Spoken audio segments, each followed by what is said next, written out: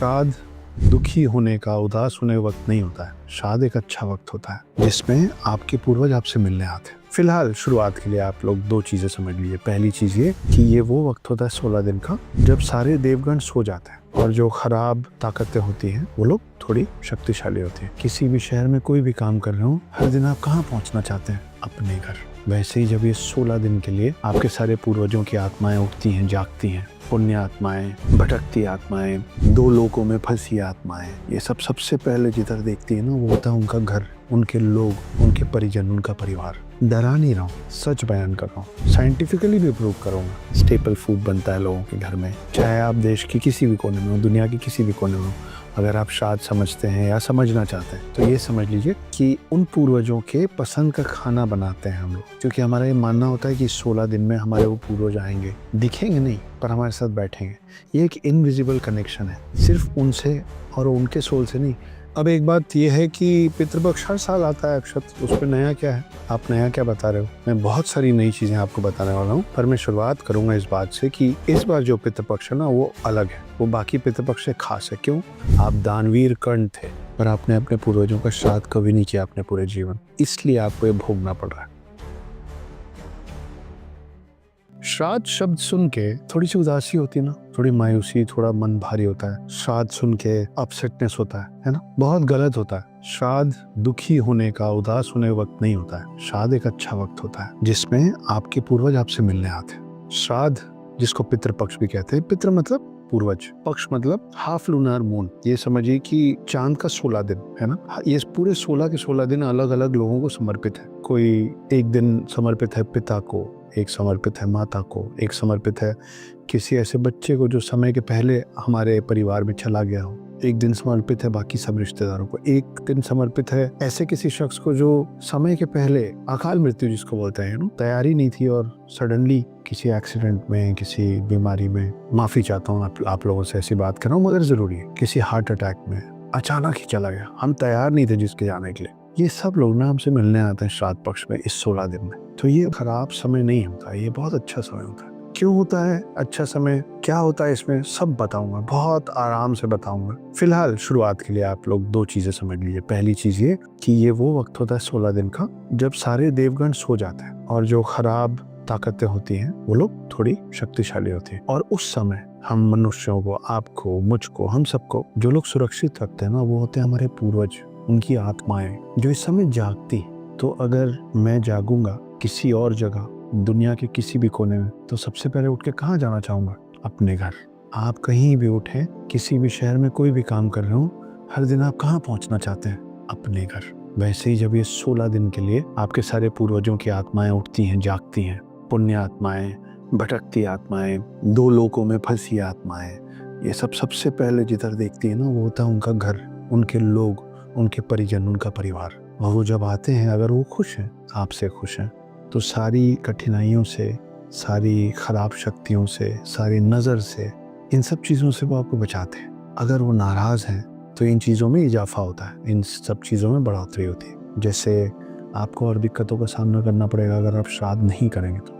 डरा नहीं रहा हूँ, सच बयान कर रहा हूँ, साइंटिफिकली भी प्रूव करूंगा इस वीडियो में आगे। तो जब आप श्राद्ध नहीं करते हैं या अपने इन रिचुअल्स को, इन कल्चर के पुराने विधि विधानों को फॉलो नहीं करते हैं तो बहुत सारी दिक्कतें होती हैं। होता हुआ काम रुकना, घर में अशांति फैलना, पैसे की दिक्कत आना, मन खराब होना, पूरे घर का ऑरा खराब होना, ये सब तब होता है जब आपके पूर्वज जो जा चुके हैं वो आपसे और मुझसे खुश नहीं है। खुश क्यों नहीं है? क्योंकि हम लोग ज़्यादा मॉडर्न हो गए। हमको लगता है कि श्राद्ध वाद सब फालतू चीज़ है, इसकी क्या ज़रूरत है?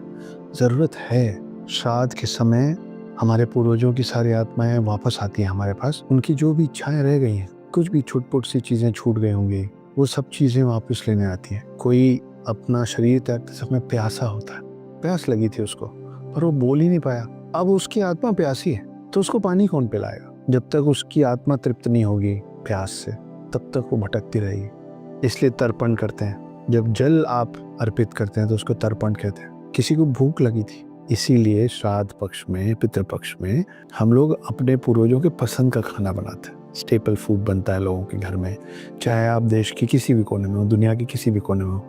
अगर आप श्राद्ध समझते हैं या समझना चाहते हैं तो ये समझ लीजिए कि उन पूर्वजों के पसंद का खाना बनाते हैं हम लोग, क्योंकि हमारा ये मानना होता है कि 16 दिन में हमारे वो पूर्वज आएंगे, दिखेंगे नहीं पर हमारे साथ बैठेंगे। ये एक इनविजिबल कनेक्शन है, सिर्फ उनसे और उनके सोल से नहीं, उनका और हमारा इनविजिबल कनेक्शन है, हमारे सोल और उनके सोल का। क्योंकि आज जहाँ वो हैं वहाँ कल आप भी जाएंगे। तो जब हम नए शहरों में जाते हैं, नई जगह पे जाते हैं, शहर छोड़ दीजिए, किसी भी नई जगह पे जाते हैं तो क्या चाहते हैं कि 2-4-6 परिचित पहचान के लोग हों जो गाइड कर दें कि मेट्रो स्टेशन कहाँ है, इस जगह से उस जगह कैसे जाते हैं। अगर हम मेहमान बन के कहीं पहुंचे तो 2-4 दिन अपने घर में रख लें, ख्याल रख लें, क्योंकि परिचित है। ये अभी भी और बाद में भी आपके गाइडिंग लाइट का काम करते हैं। इसलिए आपके पूर्वजों को आपसे खुश होना जरूरी है। और ऐसे भी हम लोगों के प्रथा में, हम लोगों की परंपरा में ये सिखाया गया है, हमेशा से सिखाया गया कि हमारे पूर्वज जो चाहते हैं, उनकी जो इच्छाएं हैं, वो छोटे होने के वजह से हम लोग उसको पूरा करें। माता पिता, दादा दादी, दूर दूर के रिश्तेदार,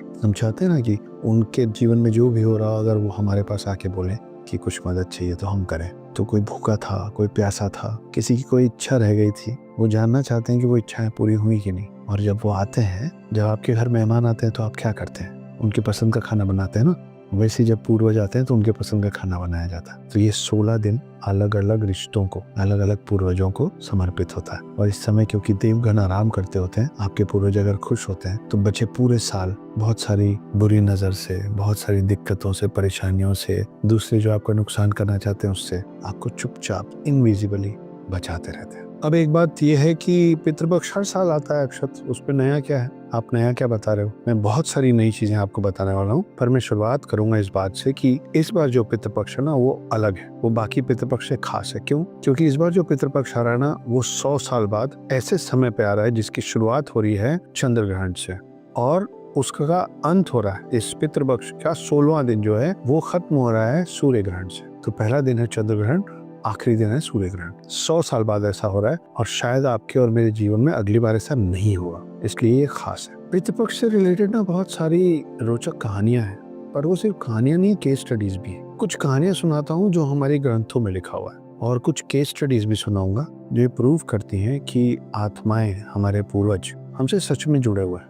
पर पहले एक इंटरेस्टिंग कहानी महाभारत के बाद की, कर्ण के मरने के बाद की। तो हुआ कुछ यूं कि पूरा महाभारत हुआ, कर्ण का देहांत हुआ, कर्ण को हरा दिया गया, कर्ण ऊपर पहुंचे, उनको स्वर्ग दिया गया। वो स्वर्ग में पहुंचे क्यों? क्योंकि दानवीर थे, है ना। उनके साथ ऐसा माना जाता है कि पृथ्वी में जो चीजें हुई वो बहुत फेयर नहीं थी, है ना। तो उनको स्वर्ग तो मिला, पर जब वो स्वर्ग पहुंचे तो उनके लिए थाली लगाई गई खाने की, उसमें सोना, चांदी, हीरा, मोती सब रखा हुआ था, खाने के लिए कुछ नहीं रखा हुआ था। अब कोई भी, चाहे वो आत्मा हो चाहे वो शरीर हो, सोना चांदी हीरा मोती खाएगा कैसे? किसी के पास कितना भी पैसा हो, कोई कितना भी अमीर हो, खाने के लिए तो खाना ही चाहिए ना। तो कर्ण क्या करते हैं? कर्ण थोड़ी देर थाली को ताकते रहे, फिर उठ गए। जब उठ गए तो उन्होंने पूछा देवताओं से कि मेरे साथ ऐसा क्यों कर रहे हैं? मैंने तो पूरे जीवन दान दिया है, सब कुछ दान दिया है, आखिरी में अपना प्राण भी दान दिया है, अपना कवच और कुंडल भी दान दिया है, फिर मेरे साथ ऐसा दुर्व्यवहार क्यों? तब उनको देवताओं ने बताया कि आपने बहुत दान पुण्य किया, आप दानवीर कर्ण थे, पर आपने अपने पूर्वजों का श्राद्ध कभी नहीं किया अपने पूरे जीवन, इसलिए आपको ये भोगना पड़ रहा है। अभी मैंने कहा था ना कि जब हम वहां पहुंचेंगे जहां आज हमारे पूर्वज हैं, तो हमको भी इस श्राद्ध की जरूरत पड़ेगी जो हम करेंगे उनके लिए। मेरा यही मतलब था। कर्ण ने माफी मांगी, हाथ जोड़े और भगवानों से, देवताओं से एक दिन और मांगा पृथ्वी में। उनको वापस भेजा गया और उस पूरे एक दिन उन्होंने सिर्फ श्राद्ध किया अपने पूर्वजों का। तब जाके उनको असल मायने में स्वर्ग का सुख भोगने का अवसर मिला। बढ़िया थी ना कहानी। और कहानियां सुनाने वाला हूँ और बीच बीच में आपको बताने वाला हूँ कि श्राद्ध कैसे करना है, कब करना है, कहाँ करना है, सब आएगा। हिंदू धर्म के हिसाब से जब तक हम हिंदू लोग अपने पूर्वजों का श्राद्ध नहीं करते हैं, तब तक उनकी आत्माओं को मुक्ति नहीं मिलती, और जब तक उनको मुक्ति नहीं मिलती है तब तक वो अशांत रहते हैं, और उनके अशांति की वजह से वो लौटते हैं हमारे पास बिना वक्त के। और जब वो हमारे पास लौटते हैं तो हमारे जीवन में रुकावट पैदा करते हैं, क्योंकि नाराज है ना कि भाई आपका पूरा ख्याल रखे हम जब तक आप जीवित थे, आपका लालन पालन पोषण आशीर्वाद सब दिया। अब जब हम चले गए हैं तो हमको याद कर लो, हमको मोक्ष प्रदान करवा दो, हमको मुक्ति दिला दो। तो 365 दिन के साल में चंद दिन नहीं निकाल पा रहे हो तुम हमारे लिए, तो नाराज हो जाते हैं। जब नाराज होते हैं तो आपके जीवन में रुकावट आता है, और तब वो सवाल आता है जो आप खुद से, भगवान से, पंडितों से, आसपास वालों से, सबसे पूछते रहते हो, मैंने किसका क्या बिगाड़ा है, मैंने किसी का क्या बुरा किया है, मेरे साथ ये सब क्यों हो रहा है। आपने किसी का बिगाड़ा नहीं है, पर आप सुधार सकते हैं जो आपको समझ नहीं आ रहा है। सुधारिए। श्राद्ध पक्ष आ रहा है, पूरे विधि विधान से अपने पूर्वजों के लिए श्राद्ध करवाइए। पंडित होते हैं, एक पूरी प्रक्रिया होती है। ये जो प्रक्रिया है ना, ये जो पूजा है ना, ये मात्र एक पूजा नहीं है, ये एक संवाद है आपके और आपके पूर्वजों के बीच में, आपकी आत्मा और उनकी आत्माओं के बीच में। अच्छा लगता है ना जब कोई हमको मैसेज करता है कि आई मिस यू। खुशी होती है ना जब कोई बोलता है कि यार याद आ रही थी आपकी। उनको भी अच्छा लगता है जब हम उनको बोलते हैं कि हमें याद है कि आप थे। श्राद्ध पक्ष इसी वजह से होता है कि आप उनसे संवाद कर सकें, आपकी आत्माएं, आपके सोल्स उनसे बात कर सकें, और जब वो आपको देखने आए तो उनको दिखे कि मेरी जगह अभी भी इस घर में है, मेरे लिए अर्पण हो रहा है, मेरे लिए तर्पण हो रहा है, मेरे पसंद का खाना बन रहा है अलग अलग तरीके से, क्योंकि मैं दिख नहीं रहा हूँ। मेरे सारे बच्चे, मेरे सारे आने वाली जनरेशन्स मुझे ये कह रहे हैं कि हमें आपकी याद है, हमें आपकी याद आती है। उन्होंने अपना पूरा जीवन दे दिया हम लोगों को, हम लोग कुछ दिन नहीं निकाल पा रहे। Not fair. तो श्राद्ध कीजिए, क्योंकि श्राद्ध सिर्फ एक मात्र प्रोसेस, मंत्र, प्रक्रिया नहीं है, उसके पीछे बहुत सारे साइंटिफिक रीजंस भी हैं जो मैं अभी आगे आपको बताऊंगा। जैसा कि मैंने कहा, this is a dialogue between them and you can only do it in these days. सिर्फ इस 16 दिन में ही हो सकता है। आप श्राद्ध कहीं भी कर सकते हैं, अपने घर में, किराए के घर में, आप जहाँ रहते हैं ना, पूरे परिवार के साथ। आपके पूर्वज वहीं आते हैं, क्योंकि बड़े बचपन से हम लोग सुनते हुए आ रहे हैं ना कि जो घर होता है वो दीवारों से, छत से और ईंट पत्थर से नहीं बनता है। एक घर बनता है घर के सदस्यों से। तो जहाँ भी आप सब सदस्य, परिवार के सदस्य एक साथ रह रहे हैं, वो आपका घर हो, वो किराए का घर हो, ये श्राद्ध की पूजा हर जगह हो सकती है। मगर इस दौरान गया, वाराणसी, प्रयागराज और हरिद्वार जैसे तीर्थों में श्राद्ध करना बहुत पुण्य माना जाता है। तो मैंने आपको 1-2 बार कह दिया ऑलरेडी कि मैं इसको प्रूफ भी करूंगा साइंटिफिकली। बहुत सारी केस स्टडीज में ऐसा निकला है, आप ढूंढ सकते हैं, आपको खुद भी मिल जाएगा कि इस 16 दिन के दौरान, पितृपक्ष के दौरान, कई लोग इस बात की शिकायत करते हैं कि उनको उनके पूर्वज दिख रहे थे सपनों में। किसी को उनकी आवाज सुनाई देती है, कोई उनके प्रति आकर्षित होने लग जाता है, रोने की आवाज आती है, उनकी खुशबू आती है। अगर कोई स्पेसिफिक कोई परफ्यूम लगाता था या इत्र लगाता था, पुराने लोग इत्र लगाते थे, तो उसकी खुशबू आती है सपने में। डॉक्यूमेंटेड है ऐसी बातें, एक नहीं कई बार, कई लोगों के द्वारा, जिसमें से एक है कि किसी ने कहा कि मुझे सपने में मेरे एक पूर्वज आए और वो प्यासे थे, वो पानी मांग रहे थे। तो पंडितों को बताया गया, तो अगले दिन उनके नाम से तर्पण किया गया। जब उनके नाम से तर्पण किया गया तो उनकी प्यास बुझी। जब उनकी प्यास बुझी तो उस व्यक्ति को वो सपना जो बहुत दिन से लगातार आ रहा था, हर रात सपने में एक पूर्वज आते थे, सेम एक ही व्यक्ति की आत्मा आती थी और पानी मांगती थी। जिस दिन तर्पण किए उसके बाद से वो सपना कभी नहीं आया, उनको मुक्ति मिल गई, वो प्यासे थे। इस तरीके की बहुत सारे डॉक्यूमेंटेड बातें आपको मिल जाएंगी। बहुत सारी स्टडीज ऐसी भी हैं जिसमें लोगों ने कहा है कि श्राद्ध पक्ष के आसपास उनको इस तरीके की दिक्कतें हुई कि अचानक से जॉब लॉस हो गया, अच्छा काम चल रहा था चला गया, बीमारियां होने लग गई,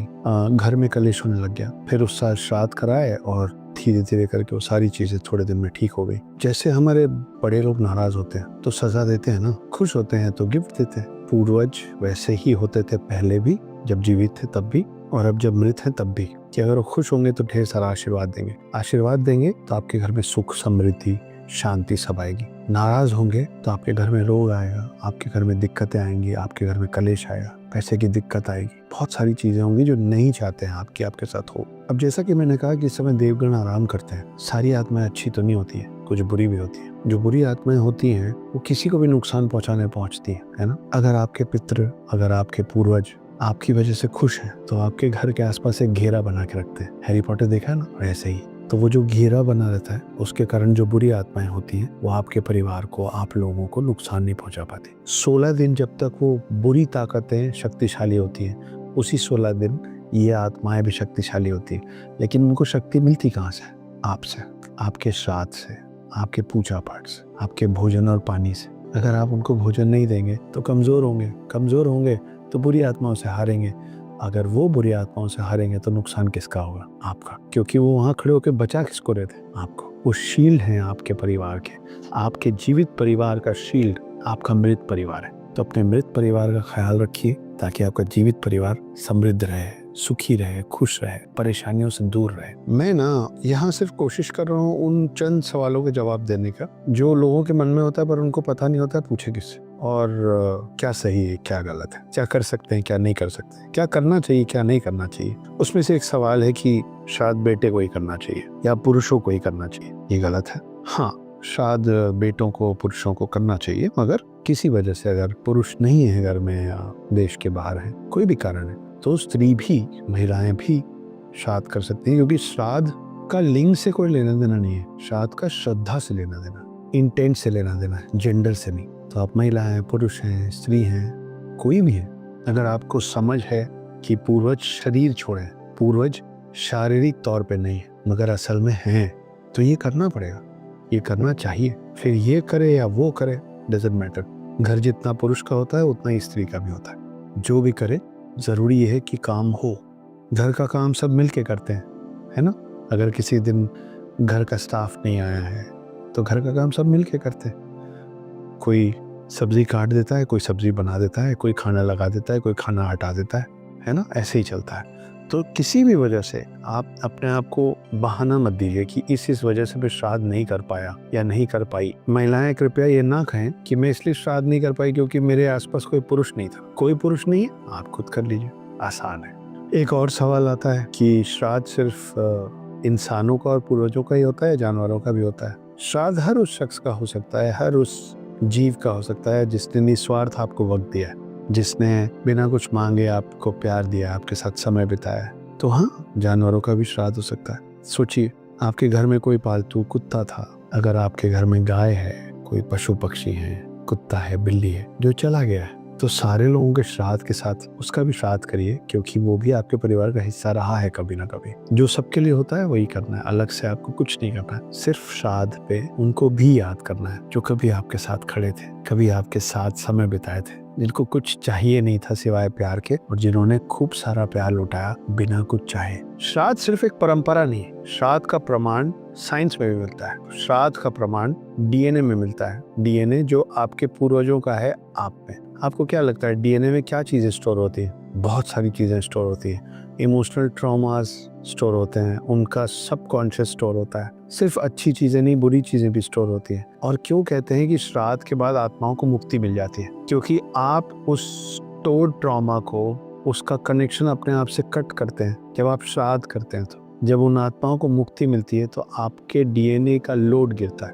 आपका डीएनए लोड शेड करता है उन चीज़ों का जो उनकी यादें थी, जो उनके प्रॉब्लम्स थे, उनके ट्रॉमास थे, उनके इमोशनल बैरियर्स थे। आपके नहीं है, लेकिन आप कुछ चीज़ों से बिना कारण डरते हैं, घबराते हैं। कुछ लोगों को आग से डर लगता है, कुछ लोगों को बिजली कड़कने से डर लगता है, कुछ लोग पानी से डरते हैं, कुछ लोग ऊंचाई से डरते हैं। ऊंचाई से डरने वाला कभी ऊंचाई से गिरा भी नहीं, फिर भी ऊंचाई से डरता है। क्यों? आग से डरने वाला आग से कभी जला ही नहीं, फिर भी आग से डरता है। क्यों?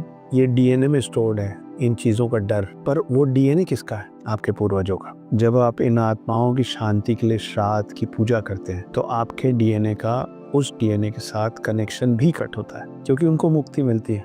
वो अपने ट्रॉमास अपने साथ ले जाते हैं। इसके पीछे और एग्जाम्पल्स दूंगा। काशी विश्वनाथ मंदिर के पुजारियों के अनुसार श्राद्ध पक्ष में कई बार बंद कमरे के अंदर जहाँ हवा नहीं पहुँच रही है वहाँ भी दिए बुझ जाते हैं। वहाँ पे प्रसाद के तौर पे श्राद्ध में जो खाना बनता है उसमें एक अलग तरीके की मिठास होती है जो कोई इंसान डाला नहीं होता है, उस पर शक्कर नहीं डाला होता है, मगर एक अलग तरीके की मिठास होती है। माना जाता है कि ये संकेत है कि पूर्वजों ने आपका खाना, आपका बनाया हुआ भोजन स्वीकार कर लिया, उसको चख लिया, इसलिए उसमें एक स्वाद होता है। 1997 का एक डॉक्यूमेंटेड केस है उड़ीसा का, जिसमें पीपल के पेड़ के नीचे लोग श्राद्ध की पूजा कर रहे थे और वहाँ एक आदमी था जिसके अंदर अचानक से कोई आत्मा प्रवेश करती है और वो अपने पिता की आवाज में बात करना शुरू करता है। अपना नाम बताता है, मतलब अपने मुंह से अपने पिता की आवाज में अपने पिता का नाम बताता है कि मैं ये हूँ। अपना गोत्र बताता है और कुछ ऐसी बातें बताता है परिवार को जो परिवार को भी नहीं पता थी, जो उस आदमी की माँ को नहीं पता थी, उस आदमी के भाई और चाचा बड़े पापा लोगों को नहीं पता थी। और बाद में पता चलता है कि वो जो बता रहे थे वो सब सच था। तो कई बार इसको एम्बॉडीमेंट बोलते हैं कि जब आत्माएं श्राद्ध पक्ष में आती हैं, उनकी जो छूटी हुई इच्छाएं हैं, जो अतृप्त इच्छाएं हैं, उसको कंप्लीट करने के लिए वो किसी शरीर के अंदर प्रवेश भी कर लेती हैं, ताकि वो बता पाएं अपने परिवार को कि ये चाह रहा हूँ, ये करो ताकि मेरे को मोक्ष मिले, मेरे को मुक्ति प्रदान हो। तो ये भी एक कहानी 1997 की उड़ीसा के एक गांव की। अभी थोड़ी देर पहले मैंने आपको जो बताया था ना कि श्राद्ध पक्ष में लोगों को सपने में उनके परिवारजन दिखते हैं जो जा चुके, उसमें कोई प्यासा मिलता है, कोई रोता हुआ, उसको नींद में सपने में रोने की आवाज़ आती है अपने पूर्वजों की। तो ये रोने वाली जो बात है ये गरुड़ पुराण में लिखी हुई है। और एक कहानी सुनाता हूँ स्कंद पुराण से। स्कंद पुराण में एक जगह ये मेंशन्ड है कि स्वर्ग में एक आत्मा भटक रही थी, भूखी, उसको भूख लगी थी, उसके पास खाने को कुछ नहीं था। यमराज ने देखा और उन्होंने पूछा क्या हो गया। तब उनको पता चला कि ये आत्मा अतृप्त है क्योंकि इसको भूख लगी है। उस रात उनके वंशजों के सपने में यमराज गए और यमराज ने उनसे कहा कि तुम श्राद्ध करके मुझे खुश नहीं करते हो, तुम अपनी खुद की पूर्ति करते हो, अपने पूर्वजों को शांत करो, नहीं तो आज वो भूखे हैं, कल तुम रहोगे। तो जितने भी मैंने जैसा पहले भी कहा कि घर में अभाव हो जाना, अगर वो भूखे हैं तो वो आपको समझाने की कोशिश करेंगे कि भूख क्या होती है। तो भूख समझाने के लिए एक जीवित व्यक्ति को भूख कैसे समझाया जाएगा? आपके घर में दरिद्रता आएगी, पैसे की कमी हो जाएगी, आप मनचाही चीज़ें खा नहीं पाएंगे, खरीद नहीं पाएंगे, तब आपको समझ में आएगा कि भूख क्या होती है। वो चाहते हैं, वो आपको अलग अलग संकेत से बताना चाहते हैं कि मेरा श्राद्ध करो, मेरा काम करो ताकि मैं जाऊं यहाँ से। तो ये दुखी होने का समय बिल्कुल नहीं होता है, ये खुश होने का समय होता है 2 वजहों से। अगर आपके कोई पूर्वज अभी भी मुक्ति नहीं पा रहे हैं, फंसे हुए हैं, तो ये अच्छा मौका है, खुश होइए कि आप उनको मुक्ति दिलाने का पुण्य काम कर पा रहे हैं। और दूसरा कारण कि वो कोई भी है, कहीं भी है, इस वक्त आपसे मिलने आएंगे। दादा दादी, कोई भी पुराने जन, हमारे रिश्तेदार हमसे मिलने आते तो अच्छा लगता है ना, बशर्ते के रिश्तेदार अच्छे हों। ये अच्छे लोग हैं, इनकी आत्माएं अच्छी हैं, आपसे प्रेम करती हैं, आपको आशीर्वाद देना चाहती हैं। आशीर्वाद लेने के लिए श्राद्ध करने की जरूरत है। श्राद्ध नहीं करेंगे, उनकी आत्मा तृप्त रहेगी तो उनको गुस्सा आएगा, उनको गुस्सा आएगा तो उसका प्रकोप किस पे गिरेगा? जिन पे गुस्सा आ रहा है उसी पे, आप पे। मध्य प्रदेश का एक और केस है जहां उस व्यक्ति ने बताया कि पैसे का अभाव होता जा रहा है घर में, और घर में आपस में बिना बात के बहुत सारे झगड़े होते हैं, बेवजह झगड़े होते हैं। तो इस पूरी बात को लेके वो लोग पंडित जी के पास गए। पंडित जी ने जब सब चीजें समझा तो उन्होंने कहा कि तुम्हारे ऊपर पितृदोष है, तुम्हारे पूर्वजों का श्राद्ध नहीं हो रहा है, श्राद्ध करो, ये सब दोष काटो, चीजें ठीक हो जाएंगी। जैसा कि पंडित जी ने कहा था, उसने श्राद्ध किया उस साल, और उसके बाद धीरे धीरे ये सारी दिक्कतें, पैसे की दिक्कत हो या घर के अंदर आपसी कलेश हो, झगड़ा हो, फसाद हो, मन खराब हो, मन बोझिल हो, ये सब धीरे धीरे धीरे करके उसके जीवन से चला गया। ये भी डॉक्यूमेंटेड है, ढूंढिएगा। पितृपक्ष में जानवरों को भी खाना खिलाना बहुत शुभ माना जाता है। लौकिक कथाओं के अनुसार श्राद्ध और पितृपक्ष के समय जानवर जैसे कि कुत्ते, कौवे, गाय और चींटियों को खाना खिलाना सिर्फ एक ट्रेडिशन ही नहीं है, बल्कि ये एक सिंबॉलिक और स्पिरिचुअल अप्रोच है। ये एक पंचबली रिचुअल का पार्ट है। कुत्तों को यम या भैरव का दूत माना जाता है, इसलिए खाना खिलाया जाता है। गाय को पुण्य की मां माना जाता है, इसलिए खाना खिलाया जाता है। कौवे को पितरों का संदेशवाहक मतलब मैसेंजर माना गया है, इसलिए कौवों के लिए खाना रखा जाता है। और चींटियां कार्मिक बैलेंस और पुण्य कमाने का एक माध्यम होती है। This is a bridge and it keeps the balance between कार्मिक एंड गुड डीड्स। तो इसके लिए चींटियों को खाना खिलाया जाता है, और ब्राह्मणों को तो खाना खिलाया ही जाता है पूजा पाठ के बाद। एक मनुष्य, एक कुत्ता, एक गाय, एक कौवा और एक चींटी, ये आप देखेंगे ना तो सब अलग अलग चीजें हैं। मनुष्य तो मनुष्य नहीं है। कुत्ता जो है वो 4 पैर में चलने वाला एक ऐसा जानवर है जो कि मांस भी खा लेता है। गाय शाकाहारी होती है, कौवे पक्षी होते हैं, उड़ते हैं, और चींटियां जो जमीन के अंदर भी जाती है। तो अगर संदेशवाहक यानी कि कौवा, अगर आपके पूर्वज ऊपर हैं तो उन तक खाना पहुंचा देगा, और चींटियां अगर आपके पूर्वज जमीन के अंदर मतलब पाताल की तरफ है तो उनको खाना पहुंचा देगी। कितनी थॉटफुल चीज है ना। इसलिए कौवे, कुत्ते, गाय, चींटियां और ब्राह्मण तो जरूर। अब मैं आपको बताऊंगा कि श्राद्ध में, पितृपक्ष में क्या क्या करना चाहिए, मगर उसके पहले बताऊंगा कि श्राद्ध पक्ष में क्या क्या नहीं करना चाहिए। कोई नया काम शुरू नहीं करना चाहिए, कोई गृह प्रवेश, कोई इनॉग्रेशन नहीं करना चाहिए, शादी विवाह नहीं करना चाहिए, मुंडन जैसे अच्छी परंपराएं नहीं करना चाहिए, रात को अपने घर में दिया जला के नहीं सोना चाहिए। अगर पूर्वजों के लिए खाना बाहर रखें तो रात भर उसको अंदर नहीं लाना चाहिए, उसको बाहर ही छोड़ना चाहिए। बाल कटवाना, नए कपड़े पहनना, नए कपड़े खरीदना, एक दूसरों को न्योता देना और तोहफा देना, मतलब अतिथि सत्कार करना या उनको गिफ्ट देना, इन सब से बचना चाहिए। नॉनवेज, प्याज, लहसुन, मदिरा का सेवन, अल्कोहल, ड्रिंक्स, इन सब चीज़ों से बचना चाहिए, क्योंकि इससे आपका कार्मिक कनेक्शन, आपका सोल कनेक्शन आत्माओं के साथ कमज़ोर हो जाता है। आपको पता है कि भगवान राम ने अपने पिता दशरथ का पिंडदान कहाँ किया था? फागुन नदी में। कहाँ है फागुन नदी? गया में। गया कहाँ है? बिहार में, बिहार भारत में। गया की महत्ता, गया का इम्पोर्टेंस पिंडदान के लिए, श्राद्ध के लिए पूरे देश में सबसे उच्च माना गया। गया की बहुत सारी महत्वपूर्ण बातें हैं, जिसमें से एक है फागुन नदी। माना जाता है कि आप अगर श्राद्ध पक्ष में गया में जाके पिंडदान करते हैं, अपने पूर्वजों के लिए श्राद्ध करते हैं, तो उनको सीधे मोक्ष का रास्ता मिलता है, मतलब सीधे लिबरेशन, सीधे मुक्ति। गया और बिहार की धरती बुद्धिज्म के लिए भी बहुत मान्यता है। महावीर जो जैन धर्म है उनके लिए भी बहुत ज़्यादा मान्यता है, लेकिन खास तौर पे गया जो जगह है और फागुन नदी जो है उसको सबसे ज़्यादा पवित्र माना गया है पिंडदान के लिए, श्राद्ध के लिए। तो ये माना जाता है कि वहाँ जब पिंडदान करते हैं तो पूर्वजों को सीधे स्वर्ग का रास्ता मिलता है, सीधे मोक्ष की प्राप्ति होती है। एक और महत्वपूर्ण बात कि अगर आप पिंडदान कर रहे हैं, अगर आप श्राद्ध कर रहे हैं, तो आपको श्राद्ध में क्या क्या चढ़ाना पड़ता है। गया में आप तिल तर्पण करते हैं, पिंड दान करते हैं, दीप दान करते हैं, मतलब जलाने वाला दीप, दिया, ताकि उनको मोक्ष की प्राप्ति तो हुई, पूर्वजों की जो आत्मा है वो बहुत आराम से इस धरती से, इस दुनिया से उस दुनिया में क्रॉस कर पाए। उनको रोशनी देने का काम करता है, इसलिए दीप दान करते हैं। और अगर आप गया में रह के ये काम कर रहे हैं तो आपको और आपकी आने वाली कई जनरेशन्स को बहुत सारा पुण्य मिलता है, बहुत सारी ब्लेसिंग्स मिलती है उन आत्माओं की तरफ से जिनका पिंडदान करके आप उनको मोक्ष की प्राप्ति करा रहे हैं। ये तो हो गया गया, और ये हो गया कि गया में श्राद्ध में क्या क्या चढ़ता है। तो मैं आपको कुछ और जगहों के नाम बताने वाला हूँ कि अगर आप किसी वजह से गया नहीं जा पा रहे, बिहार की धरती में नहीं जा पा रहे, तो आप कहाँ कहाँ और जाके पिंडदान करवा सकते हैं। तो अगर किसी वजह से आप गया नहीं जा पा रहे हैं तो आप जा सकते हैं वाराणसी। आप ज्योतिर्लिंग जा सकते हैं, जैसे कि ओंकारेश्वर, कृष्णेश्वर, त्रिंबकेश्वर, रामेश्वरम घाट, हरिद्वार। इन सभी जगहों पे पितृदोष निवारण और तिल तर्पण पूजा कराई जाती है। कुछ ज़रूरी चीज़ें जो हम इस पिंडदान में, श्राद्ध पक्ष में अपने पूर्वजों को चढ़ाते हैं वो मैंने आपको बता दिया, मगर कुछ और भी चीज़ें जो चढ़ती हैं उसकी भी लिस्ट बता देता हूँ, ध्यान से सुन लीजिए। क्या मालूम आपके कौन से पूर्वज को क्या पसंद हो। तो इसमें चढ़ता है काला तिल, जो कि नेगेटिव एनर्जी को अब्सॉर्ब करता है और पितरों को प्रसन्न करता है। चावल चढ़ता है, तिल और जौ से बना पिंड बनता है, पूर्वजों को भोजन देने का प्रतीक है। पानी तर्पण के लिए, जो मैं आपको बता चुका हूँ, जीवन देने वाला तत्व है, इसलिए पानी चढ़ाया जाता है। फल, मिठाई, दूध, ये सब भी चीजें चढ़ाई जाती है, क्योंकि पूर्वजों को, पुराने लोगों को इस तरीके की चीजों का ज्यादा लगाव होता था, इस तरीके की चीजों को ज्यादा पसंद करते थे। तो फल है, मिठाई है, दूध है, जो पुराने लोग ज्यादा खाते थे। पुराने लोग पिज्जा, बर्गर ये सब भी खाते थे, इसलिए ज्यादा हेल्दी होते थे, तो उनको हेल्दी चीजें चढ़ाई जाती है और ये सब चीजें शुद्ध भी होती है। मिठाई प्रसाद में चढ़ता है इसलिए शुद्ध होता है, दूध गाय से निकलता है इसलिए शुद्ध होता है, फल पेड़ से आता है इसलिए शुद्ध होता है। अब हर बार की तरह यही परेशानी फिर से आपके सामने आ गई है। अक्षत, आप एक जगह बैठ के बोल रहे हो, पर जाना तो हमको है, कराना तो हमको है। जॉब है, पैसे की दिक्कत है, उम्र है, डिस्टेंस है, किसी भी वजह से अगर आप नहीं जा पा रहे हैं तो आप इन पूजाओं को कहाँ कराएंगे, कैसे कराएंगे? आप इन पूजाओं को कराएंगे श्री मंदिर ऐप में जाके।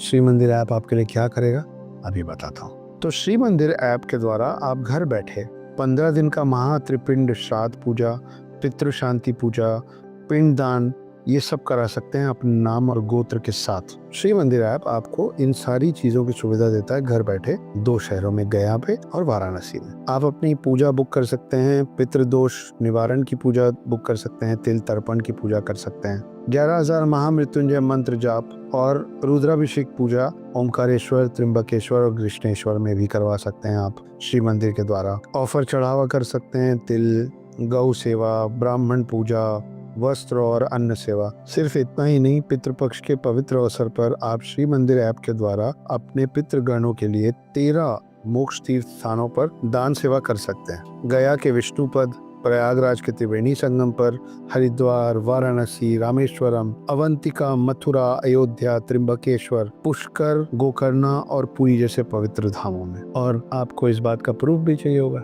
जब मैं डीएनए की बात कर रहा हूँ, जब मैं प्रूफ देने की बात कर रहा हूँ कि पितृपक्ष क्यों जरूरी है, तो आपको इस बात का प्रूफ भी चाहिए होगा कि श्री मंदिर ऐप के द्वारा अगर ये पूजा कराएंगे तो सच में पूजा होगी भी कि नहीं होगी। तो आपको इसका पूरा वीडियो रिकॉर्डिंग आपके नाम और गोत्र के साथ और आपने जो चढ़ावा चढ़ाया है वो सब आपको घर पहुंच सेवा है, आपके एड्रेस पे ये सारी चीजें वो पहुंचाएंगे। साथ में वो वीडियो पहुंचाएंगे जिसमें आपके नाम और आपके गोत्र के साथ आपकी पूजा की होगी एक्सपीरियंस पंडितों के द्वारा, कोई भी नहीं, जो अनुभवी पंडित होंगे उन लोग आपकी पूजा करेंगे और वो पूरा प्रूफ आपके पास श्री मंदिर आपके द्वार पे, आपके घर पे, आपके दिए हुए पते पे भिजवा देगा।